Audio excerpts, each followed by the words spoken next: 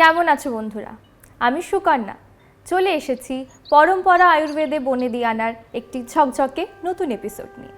তোমাদের সব সমস্যার সমাধান নিয়ে আমি চলে এসেছি, যার কাছে কিন্তু সব সমস্যার সমাধান আছেই, অতি অবশ্যই আয়ুর্বেদাচার্য ডক্টর দেবব্রত সেন। কেমন আছো দাদা ভাই?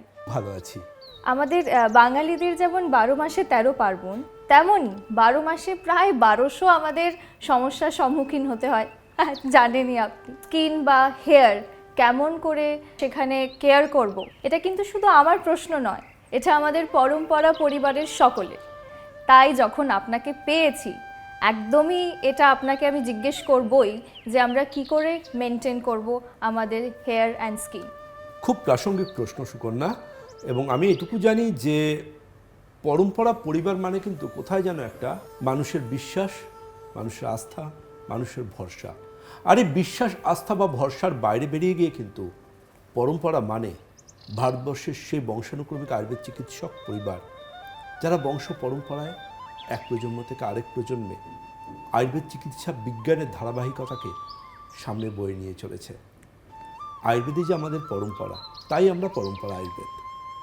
আর এই জায়গা থেকে অবশ্যই আমি জানি যে প্রশ্নটা তুমি করলে, এটা কিন্তু সত্যি আমাদের পরম্পরা বৃহত্তর পরিবারের অনেকেরই জিজ্ঞাস্য।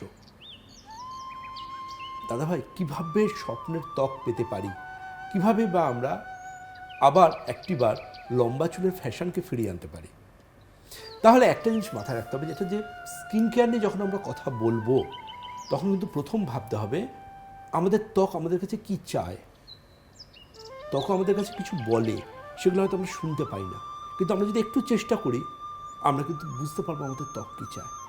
লক্ষ্য করে দেখেছেন যে কোনো একটা ক্রিম আপনি মাখলেন শীতকালে, সেই ক্রিমটা কিন্তু মাখার পর আপনার ত্বক বিদ্রোহ ঘোষণা করলো।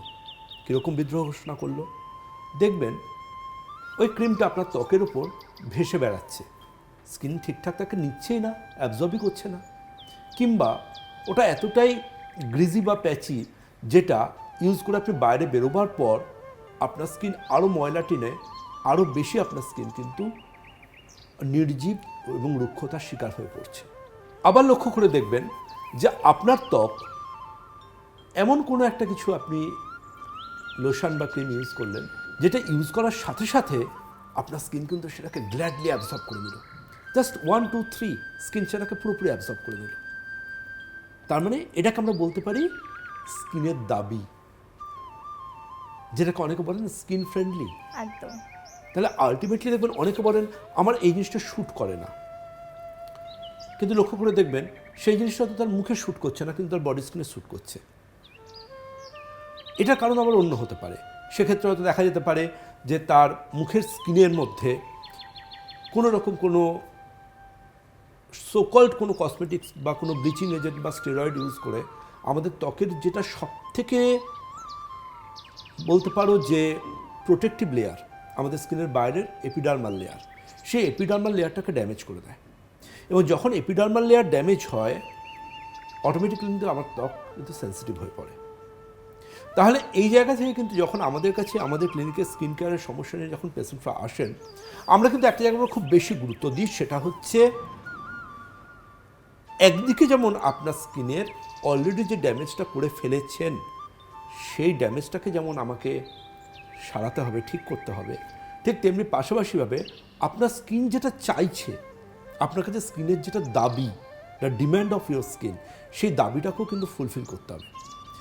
দেখুন, বেবি সফট স্কিন নিয়ে আমরা পৃথিবীর বুকে সবাই আসি, কিন্তু আমরা কোথাও যেন স্কিনের সাথে একটু অযত্ন, একটু দুর্ব্যবহার, আর কোথায় যেন স্কিনকে আমরা ভালোবাসতে ভুলে যাই। তার জন্য স্কিন একটা সময় কিন্তু গিয়ে বিদ্রোহ ঘোষণা করে।